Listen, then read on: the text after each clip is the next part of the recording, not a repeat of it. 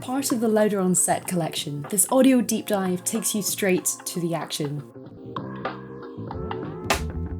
My guest today is Tim Utzig, who packed his bags from the US and moved to London with his guide dog Alyssa to embark on being part of one of the first podcast MA students to study at City University in London. I met Tim at the annual Media Strong Symposium, which was founded by Leona O'Neill, and I got my ticket through James Scurry, so just a big thank you to them, because it was through that event that I met Tim, who was recording the event during part of his course. That, just as a plug, by the way, is a fantastic annual event that's all about journalism, mental health and trauma-informed reporting.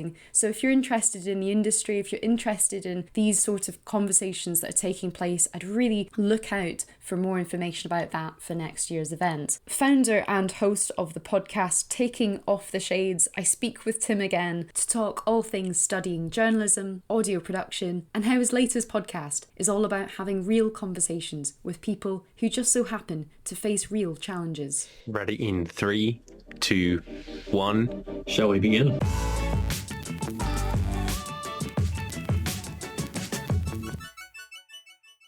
What have been some of the motivations behind your podcast? Yeah, so thank you for having me. And being someone that has lost their vision about 13 years ago, it's always kind of been a passion, audio has.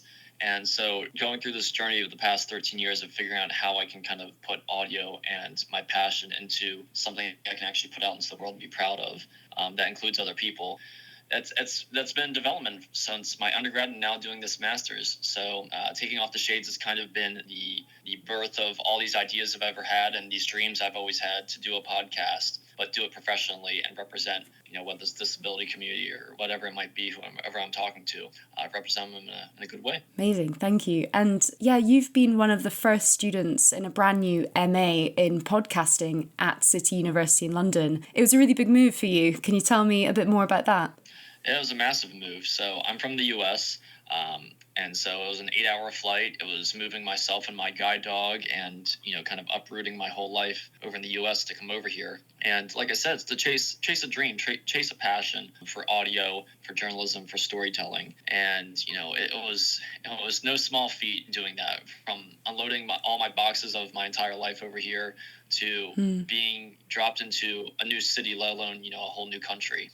And just, having to adjust to all my family being over in the U.S. and I'm over here alone and learning how to get around, how to get my groceries, make new friends, make a support system, go to school, get my master's, all that stuff. It's been a massive adjustment, but one I wouldn't trade for the world. Yeah, absolutely. And just as we heard there about your guide dog, Alyssa, how is Alyssa?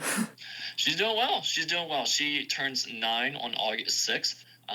And so she's getting closer to retirement, which will be very sad and a hard period for me. But she's been the most amazing just dog I could have ever asked for.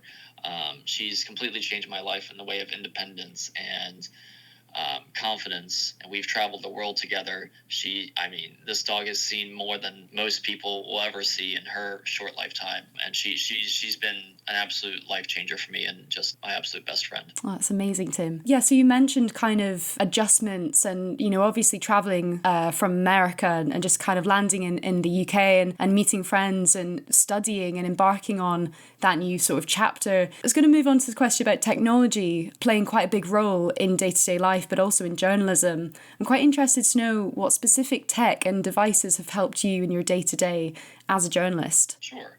So I kind of a hybrid of a lot of things. I have enough residual vision left to kind of be a hybrid of screen readers and magnification software. So if it's kind of day-to-day things, I'm using an iPad Pro with a bigger screen to kind of use zoom magnification to zoom in. That's built into the iPad iOS software. But then if it's a longer read or if it's a longer email or something where my eyes are becoming more strained, I'll use what's called VoiceOver on iPad, which will then is assistive tech. It's a screen reader software, so it can help read the text on the screen back to me.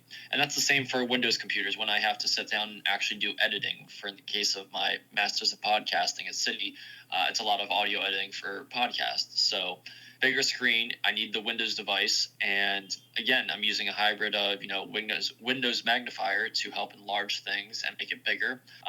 But if it's longer text I'm reading, then I'm using a screen reader like NVDA or Windows Narrator. When it comes to the news and consuming the news, where do you find the news, and what kinds of outlets have you found to be particularly helpful? Yeah, so that's developed over time as, I've gone through this vision loss journey, if you will. And doing an undergrad in journalism, I was very obsessed with the news and being on top of everything. So I'd have every app under the sun with their push alerts. And at some point, I realized that was not healthy to go through. And then I've gone through periods of using Twitter or X. But now, being in a master's in podcasts, I do rely a lot on, podcasts and certain apps I trust. I'll have the AP and BBC come through with their push alerts, but then I'll also cross-check with, a U.S. independent news source that I trust pretty well is Breaking Points. With two independent now news sources. They have their own podcast and YouTube show.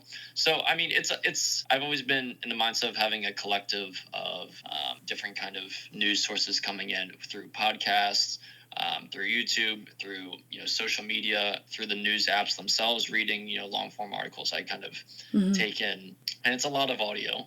The New York Times has an audio built-in system now, but it's a lot of audio based, but, kind of bringing in from a diverse, set of views. Yeah, that's great. I know at the event, the Media Strong Symposium where I met you, Tim, we chatted a bit about alt text and was interested just to hear maybe more your perspective about this as well. Yeah, it's a pain in the butt when people use graphs, charts, pictures, images, graphics within an article that have no alt text or are just not embedded properly for screen readers, because it's pretty common to come across an article where you're reading it with a voiceover, with a screen reader, and you're just listening to the article as someone who's blind or visually impaired, and then you come across one of these graphics on the screen and it just says image. And that's not very helpful when really not helpful.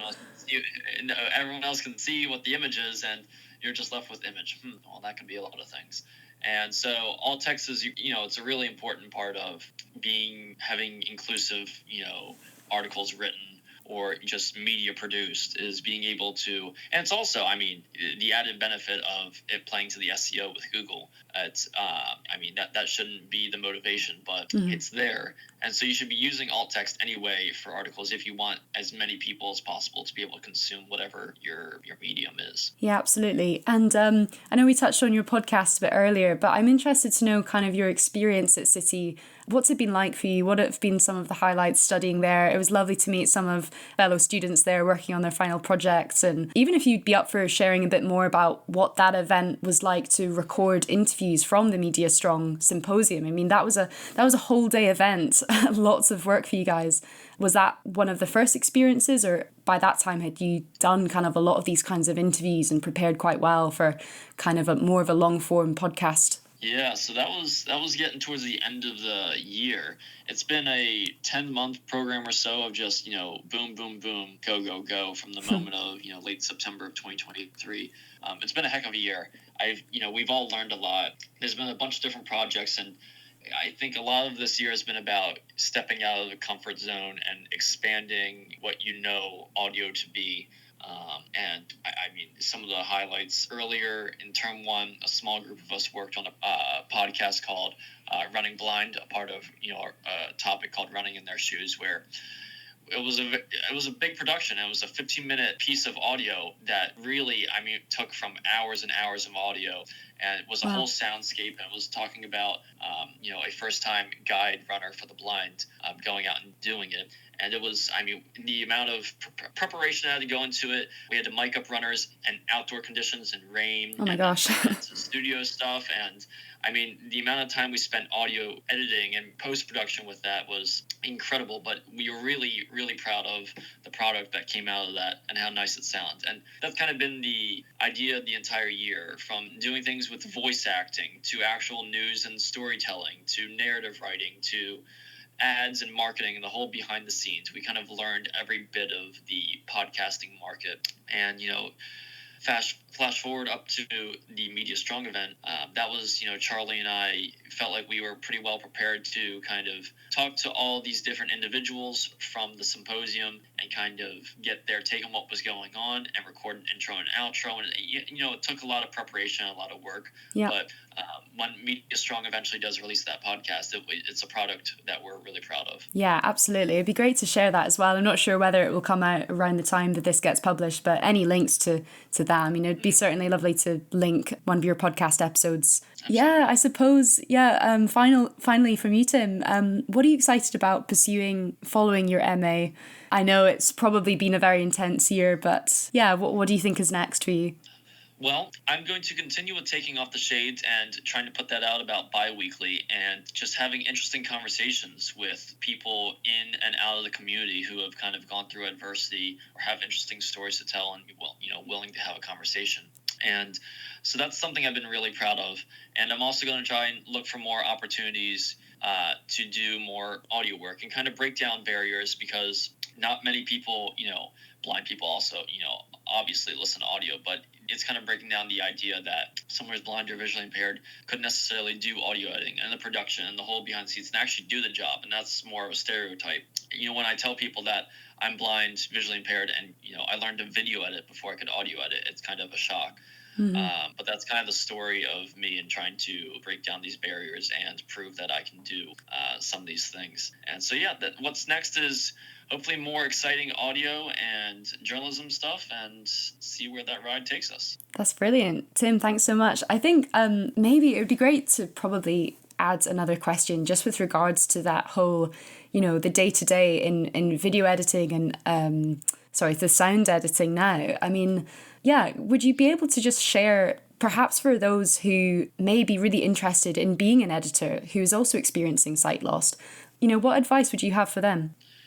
Well, so it depends on your level of sight loss, but yes. There is so much adaptive technology out there now. Like I was talking about, everyone kind of has their own way of navigating technology now. Whether that is, there's so many different types of screen readers, there's so many different types of magnification software.